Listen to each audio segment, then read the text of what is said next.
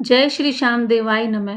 कहते हैं दुनिया में सबसे भारी बोझ पैसों की कमी नहीं होती, सबसे भारी बोझ होता है कर्ज का। कर्ज इंसान की नींद छीन लेता है, हंसी छीन लेता है और धीरे धीरे आत्मसम्मान भी। आज की कथा एक ऐसे ही व्यक्ति की है जिस पर इतना कर्ज चढ़ गया कि वो जीना ही छोड़ना चाहता था, और तभी श्याम बाबा ने उसके जिंदगी में प्रवेश किया।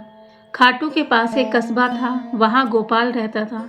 छोटी सी दुकान थी जिससे घर चलता था, लेकिन एक साल भारी नुकसान हो गया। गोपाल ने साहूकार से कर्ज लिया, फिर दूसरे से, फिर तीसरे से। धीरे धीरे कर्ज इतना बढ़ गया कि दुकान भी चली गई। साहूकार रोज दरवाजे पर आते, अपमान करते, धमकी देते। गोपाल की पत्नी रोती और बच्चे भी डर जाते। फिर गोपाल सोचने लगा मर जाना ही बेहतर है। एक रात गोपाल घर से निकल पड़ा। सोचा किसी नदी में कूद जाऊंगा। रास्ते में उसे एक छोटा सा मंदिर दिखा, खाटू श्याम बाबा का। पैर अपने आप वहां रुक गए। वो अंदर गया, जमीन पर बैठ गया और फूट फूट कर रोने लगा। बाबा, मैं हार गया हूँ, अब कुछ बचा नहीं। अगर तू नहीं संभालेगा तो कोई नहीं संभालेगा।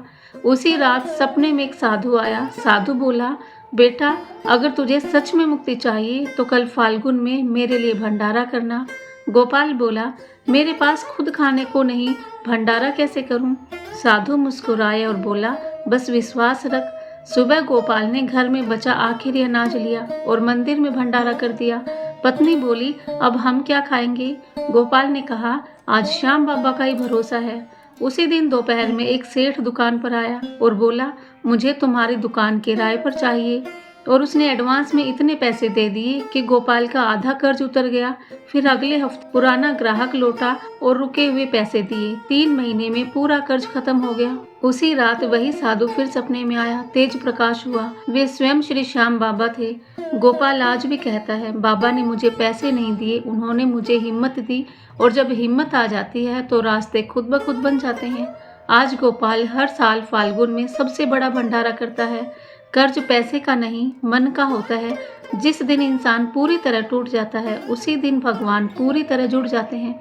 अगर आज आप भी परेशान हैं तो बस एक बार बोलिए, हारे का सहारा श्री श्याम हमारा। अब हम फाल्गुन मास महात्म्य का अध्याय 10 सुनेंगे। श्री सूत जी कहते हैं, पूर्व काल में चंद्रवंशी राजा पुण्य निधि मथुरा नामक पुरी का पालन करते थे। किसी समय राजा पुण्य भी मथुरा में अपने पुत्र का राज्याभिषेक करके अंतपुर की रानियों के साथ स्नान के लिए उत्सुक होकर राम सेतु नामक तीर्थ में गए। उनके साथ उनकी चतुरंगी सेना भी थी। वहां धनुष कोटि में संकल्प पूर्वक स्नान करके उन राजाओं ने वहां के अन्य तीर्थों में भी स्नान किया और भक्ति पूर्वक भगवान रामेश्वर की सेवा की। इस प्रकार उन्होंने बहुत काल तक उसी तीर्थ में सुखपूर्वक निवास किया। वहां रहते हुए राजा पुण्य निधि ने किसी समय भगवान श्री विष्णु को प्रसन्न करने वाला एक यज्ञ किया। यज्ञ पूर्ण होने पर वे अपनी स्त्री तथा परिवार के लोगों के साथ अवृत स्नान के लिए श्री रामचंद्र जी की धनुष कोटि में गए और वहां विधि पूर्वक स्नान किया। इस प्रकार राजा पुण्य निधि जब उस तीर्थ में निवास करते थे, उसी समय एक दिन राजा की भक्ति की परीक्षा करने के लिए भगवान श्री विष्णु ने लक्ष्मी जी को भेजा। वे 8 वर्ष की सुंदर बालिका होकर मादन पर्वत पर गई। उस समय राजा पुण्य निधि धनुष कोटि में स्नान करने के लिए गए थे। वहां स्नान करके पुण्य कर्म करने के बाद राजा ने अलौकिक रूप सौंदर्य से सुशोभित एक 8 वर्षीय कन्या देखी। उसे देखकर वे पुण्य निधि ने पूछा, बेटी तुम कौन हो? यहाँ तुम्हारे आने का क्या प्रयोजन है? तब राजा की इस प्रकार पूछने पर कन्या ने कहा, महाराज, मेरे ना माता है, ना पिता है और ना ही कोई भाई बंधु है। मैं अनाथ हूँ, आपकी पुत्री होकर रहना चाहती हूँ। आपको पिता के रूप में देखती हूँ। सदा आपके घर में निवास करूंगी, परंतु मेरी एक शर्त है, जो मुझे हाथ से पकड़े अथवा हठ पूर्वक खींच कर ले जाए, उसको यदि आप दंड दें, तभी मैं आपके घर में आपकी पुत्री होकर चिरकाल तक निवास करूंगी। कन्या के ऐसा कहने पर राजा पुण्य निधि बोले, शुभे, मैं तुम्हारी कही हुई सब बातें मानूंगा। मेरे भी कोई पुत्री नहीं है, एक ही वंशधर पुत्र है। भद्रे, जिसके तुम्हारे प्रति अनुराग होगा उसे ही तुम्हें समर्पित करूंगा। बेटी, आओ मेरे घर चलो और मेरी पत्नी की पुत्री होकर अंतपुर में स्वेच्छानुसार वास करो। तब बहुत अच्छा कहकर वह कन्या राजा के साथ उनके घर गई। राजा ने अपनी पत्नी के हाथ में उस कल्याण में इस कन्या को सौंप दिया। राजा ने उनसे कहा, देवी, यह हम दोनों की पुत्री है, इसकी दूसरे पुरुषों से सर्वथा रक्षा करो। राजा के द्वारा कन्या का पुत्र की भांति पोषण होने लगा। वह लाड, प्यार और सुख से राजभवन में रहने लगी। इसके बाद जगदीश्वर भगवान विष्णु अपने लक्ष्मी को ढूंढने के लिए बैकुंठ से निकले और राम सेतु पर गए। वहां सब और भ्रमण करते रहे। इसी समय फूल तोड़ने के कौतूहल से वह कन्या सखियों के सहित राजा के गृह उद्यान में गई और वृक्षों से फूल चुनने लगी। तब भगवान विष्णु ब्राह्मण का रूप धारण करके वहीं आकर खड़े हो गए। ब्राह्मण को सहसा वहां आया देखकर वह कन्या ठिठक कर खड़ी हो गई। उस मधुर भाषिणी कन्या को देखकर उस ब्राह्मण ने शीघ्रता पूर्वक उसका हाथ पकड़ लिया। यह देखकर वह कन्या अपनी सखियों के साथ उस उपवन में चिल्लाने लगी, तो उसकी चिल्लाहट सुनकर राजा पुण्यनिधि वहां आ गए। वहां राजा ने उस कन्या और उसकी सखियों से पूछा, बेटी तुम इस समय अपनी सखियों के साथ क्यों चिल्लाने लगी? तो कन्या बोली, इस ब्राह्मण ने हठ पूर्वक मेरा हाथ पकड़ लिया था। तात यही उस वृक्ष के नीचे वह निर्भय होकर खड़ा है। राजा परम बुद्धिमान और सद्गुणों के विधान थे। उन्होंने उस ब्राह्मण का यथार्थ बल न जानते हुए उसे पकड़ लिया और रामेश्वर मंदिर में ले जाकर वहां पैरों में बेड़ी डालकर और हाथों में रस्सी से बांधकर पुनः उसे मंडप में ले आए। अपनी पुत्री को आश्वासन देकर राजा ने अंतपुर में भेज दिया और स्वयं भी परम सुंदर भवन में जाकर शयन किया। सोते समय उन्होंने स्वप्न में उस ब्राह्मण को देखा। वह शंख, चक्र, गदा, पद्म और वनमाला से विभूषित था। उसके वक्ष स्थल पर कौस्तुभ मणि का आभूषण शोभा पा रहा था। ब्राह्मण के रूप में साक्षात श्री हरि विराजमान थे। उन्होंने अपने श्री अंगों में पीताम्बर धारण किया था। उनके श्री अंगों की कांति कृष्ण मेघ के समान श्याम थी। मुख पर मनोहर मुस्कान की मनोहर छटा छा रही थी। कानों में मकर आकृतिक कुंडल शोभायमान हो रहे थे। भगवान शेष शैया पर लेटे हुए थे और नारद आदि देवऋषि उनकी स्तुति कर रहे थे। वहीं उन्होंने अपनी कन्या को भी देखा, जो विकसित कमल के आसन पर विराजमान थी। वह कन्या नहीं, साक्षात देवी लक्ष्मी थी। उन्होंने अपने हाथ में कमल को धारण कर रखा था और उनके मस्तक पर काले काले घुंघराले बाल बड़ी शोभा पा रहे थे। इस प्रकार राजा ने रात्रि में अपनी कन्या को महालक्ष्मी के स्वरूप में देखा। देखकर राजा सहसा उठ बैठे और कन्या के घर में गए। वहां उन्होंने कन्या को उसी रूप में देखा जैसे स्वप्न में उसका दर्शन हुआ था। प्रातः काल सूर्योदय होने पर राजा पुण्यनिधि कन्या को साथ लेकर रामेश्वर मंदिर में पहुंचे और उस श्रेष्ठ मंडप में गए जहां ब्राह्मण को छोड़ा था। वहां ब्राह्मण देवता को उन्होंने साक्षात श्री हरि के रूप में देखा और ठीक उसी रूप में जैसे कि वह स्वप्न में दर्शन हुआ था। वनमाला आदि चिन्हों से पहचाने जाने वाले भगवान विष्णु को जानकर राजा ने उनकी इस प्रकार स्तुति की, हे कमलाकांत आपको नमस्कार है। हे गरुड़ ध्वज आप प्रसन्न होइए। शांख प्राण आपको नमस्कार है। आप मेरे अपराध को क्षमा कीजिए। आप निर्गुण, अप्रमेय तथा बुद्धि के साक्षी श्री विष्णु हैं। आपको मेरा नमस्कार है।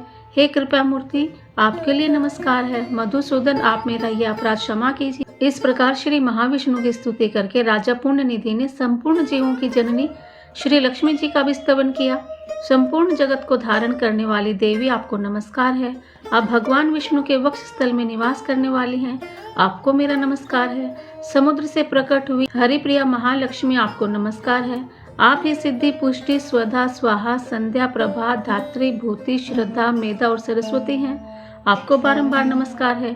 हे देवेश्वरी आप ही यज्ञ विद्या, महाविद्या, अतिशय शोभामय, गुही विद्या, आत्मविद्या तथा सब प्राणियों को मुक्ति देने वाली हैं।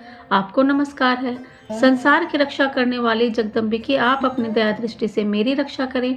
महेश्वरी आप ब्रह्मा जी की माता हैं। आपको मेरा नमस्कार है। महालक्ष्मी जी की इस प्रकार स्तुति करके राजा ने पुनः भगवान विष्णु से प्रार्थना की, हे विष्णु मैंने अज्ञानवश आपके पैरों में बेड़ी डालकर जो इस समय आपके प्रति अपराध किया है वह स्पष्ट ही द्रोह है। आप उसे क्षमा कीजिए। आप संपूर्ण जगत के पिता हैं। पिता को पुत्र का अपराध क्षमा करना चाहिए। आपने अपराधी दैत्यों को अपना स्वरूप तक दे डाला है। भगवान मेरे भी इस अपराध को आप क्षमा करें। हे कृपानिधि मारने के लिए आई हुई पूतना को भी आपने अपने चरण कमलों में स्थान दिया। मेरी भी रक्षा कीजिए। हे लक्ष्मीकांत केशव मुझ पर अपनी कृपा पूर्ण दृष्टि डालिए। राजा की इस प्रकार प्रार्थना करने पर भगवान विष्णु ने कहा, राजन मुझे बंधन में डालने के कारण जो तुमको भय हो रहा है उसे त्याग दो।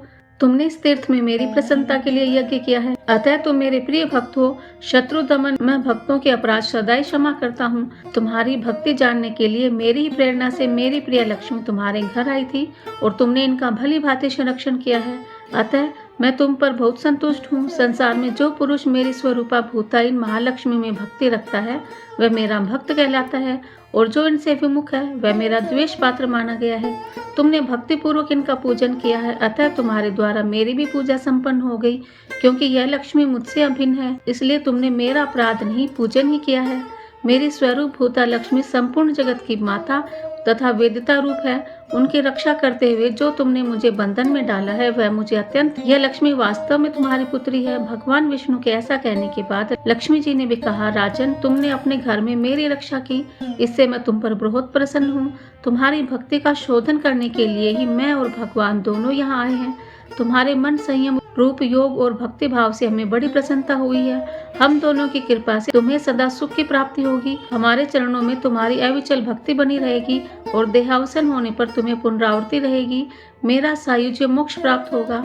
भगवान विष्णु की भक्ति से युक्त तुम्हारी बुद्धि सदा धर्म में लगी रहेगी। इसके बाद भगवान विष्णु ने पुनः इस प्रकार कहा, नृपश्रेष्ठ, तुमने जिस प्रकार मुझे यहाँ बेड़ी से बांधा है उसी रूप से मैं इस मंडप में निवास करूंगा। सेतु माधव के नाम से यहाँ मेरी प्रसिद्धि होगी। जो मनुष्य यहाँ मुझे सेतु माधव की सेवा करेंगे वे संपूर्ण मनोरथ और अंत में सायुज मोक्ष को भी प्राप्त होंगे। तुम्हारे द्वारा किए हुए मेरे तथा लक्ष्मी जी के स्रोत को जो प्रसन्नता पूर्वक पढ़ेंगे, सुनेंगे और लिखेंगे, उनकी मेरे परम धाम से कभी पुनरावृत्ति नहीं होगी। राजा पुण्य निधि से ऐसा कहकर भगवान श्री विष्णु सदा पूर्ण रूप से वहाँ निवास करने लगे। राजा ने सेतु माधव रूपी भगवान विष्णु को प्रणाम करके कहा, प्रणाम करके भक्ति भाव से उनकी महापूजा की और श्री रामेश्वर का सेवन करके अपने घर को प्रस्थान किया।